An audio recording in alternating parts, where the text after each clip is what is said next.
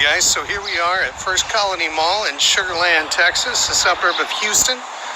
As an author, I get bored sitting at the computer at home, so I like to write out and about. This is one of the places that I typically end up going to. So I'm going to take you inside, we're going to get a seat, set up my laptop, and I'll share a little bit about everything that I'm working on and what I'm facing and getting ready to head overseas.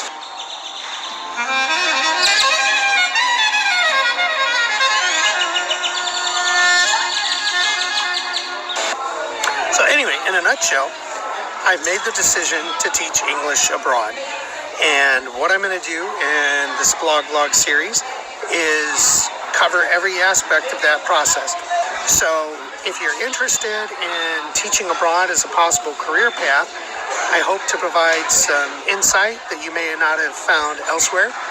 And if you're not looking at it as a career path, then I hope you at least find it interesting to follow me on my journey. So I'm roughly 3 months out from my flight to Vietnam. And I want to tell you a little bit about what brought me here and what I'm doing today. So once I made the decision that teaching abroad was for me, my first step was deciding where I'm going to teach. I did a ton of research on countries like Thailand, China, the Philippines, Taiwan, South Korea, you name it.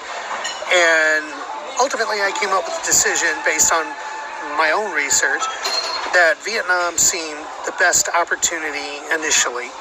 Once I had made the final decision that Vietnam is where I'm going to go, the next step was, what course am I going to attend? Because obviously to teach English abroad, you need certification. Now, AVSE, I'm not saying it's the premier school for learning to teach English abroad, but it is a reputable school that's been around for some time. And according to the reviews that I've looked at, the students have been very happy with their experience. So that's ultimately why I decided to go with them. Cost was also a factor. I wanted to make sure that whichever school that I chose, that they would provide both accommodations during training and job placement assistance. Now, so in my situation, I've decided on country, Vietnam. I've decided on school, AVSE, for my TESOL certification. And I have accommodations provided as part of the school's package. And they'll help me find a job afterwards. But I also have the backup of, should it take a long time to find a position, I know that I'm covered to survive comfortably month to month while in country. So once all those factors were dealt with, it became time to start looking at the details. And that's where I'm at today, really, is dealing with the details. Now, on my website, in my blog section, I've posted some details about my own personal budgeting, packing lists, plans, etc., to kind of detail the whole process from start to finish, so that you can get an idea of exactly what I'm facing and what I've done to overcome obstacles. So today, I just want to give you a general idea of what's going on, what my plans are, what I'm going to be sharing in this vlog series, and give you a few specifics today. For example, I wanted to start today with, and I'm going to refer to my notes, I wanted to start with the finances behind it, because that's a huge factor.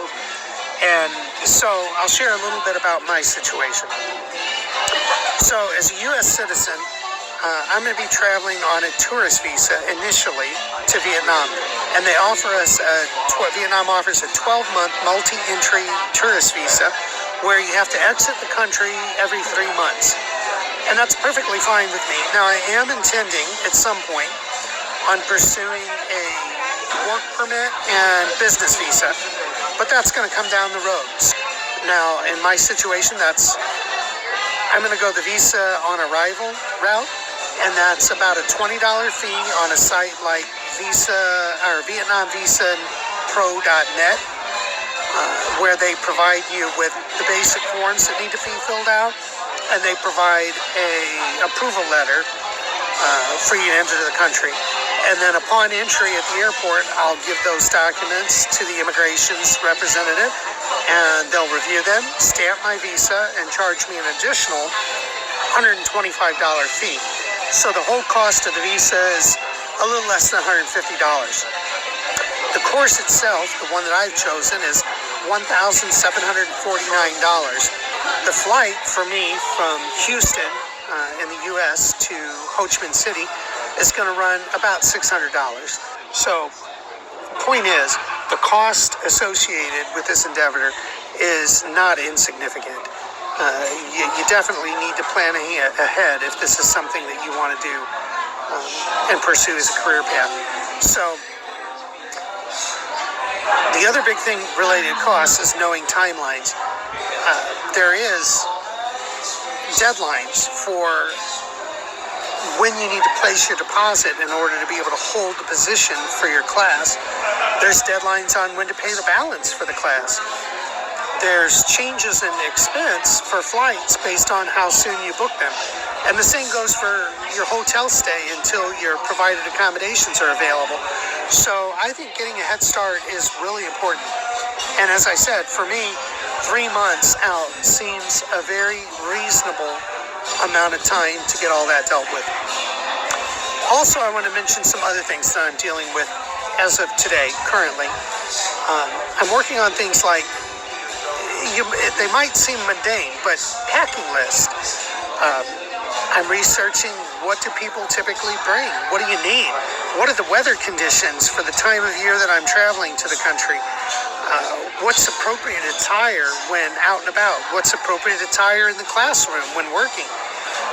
So I want to make sure that I whittle down my packing list to the least amount of stuff possible to have to bring, obviously to conserve space and weight, etc., but to make sure that I have everything I'm going to need with me. Another thing that I'm doing at the moment is I'm looking at health issues, and I think that's huge. And it's not a topic that I see often discussed in these forums, but I personally really believe it's a huge factor you should consider if you're going to pursue this sort of career. As far as my situation, when I talk about health factors, what I mean is I've scheduled a new vision exam where I'm going to get a 12-month supply of disposable contacts after my new exam. I scheduled an appointment with various doctors to make sure that all of my pre-existing medical conditions are evaluated before I leave, and that I have proper medications supplied before I leave. Again, trying to seek at least a 90-day supply or more before I head out.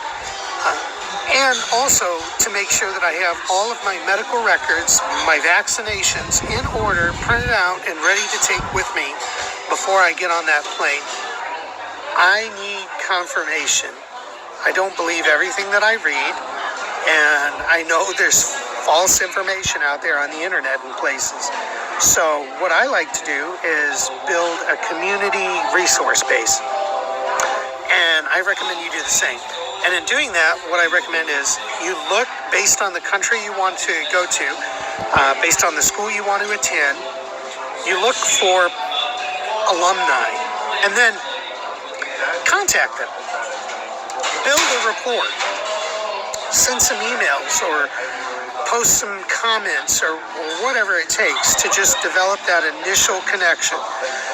And once you have a connection, make sure to record the communicative ones, the ones that are willing to respond. And eventually, hopefully in fairly short order, you'll build a fairly solid base of a community of support. So when I have a question, my first step is do my research on the internet. Then once I've found what seems to be the right answer, my next step is to go to my support community that I've developed and ask all of them individually what their thoughts or perspective is on the issue. And then I get good feedback. And I use that feedback to determine what's the most likely scenario here. And the best example I can give you is with cost of living. I mentioned before that for me, I need to know that in the worst case scenario, I can live comfortably off of $1,000 a month in the area from my current disposable income. So in asking that in researching it, I found, yes, that sounds like it should be the case. But to confirm that and asking my support community, I found that almost without exception, they all confirmed that yes, that is more than enough to live a comfortable, maybe slightly frugal, but definitely comfortable lifestyle in Vietnam. So that's what I do, and that's what I recommend you do, is build that support base and then utilize it. Don't take anything you read on the internet as absolute, and don't take one person's opinion as absolute. Get as many answers, as many responses as you can on every question you have, so that you can be well prepared for whatever may come. So, anyway, with that said, today I've told you a little bit about my plans, a little bit about what the David Maxwell Goes to Vietnam vlog is going to be about, and I've shared a little bit of my personal efforts at the moment. As we go forward, like I said, I will share budgets, I'll share documents, I'll share experiences, photos, videos, the good, the bad, the ugly, and everything in between about this journey from the point of now, my decision to go, throughout my travel, my training, and my eventual employment in Vietnam and abroad. And I hope you'll enjoy what I have to say. For those of you who are interested in maybe pursuing this as a career path, I sincerely hope that something that I share might save you some time or offer a thought that you may not yet have considered. Because it is a big move. It's a big change in life, and you definitely want to have all the possible information that you can find. And so my goal is to help provide some of that information where otherwise it may be lacking out there.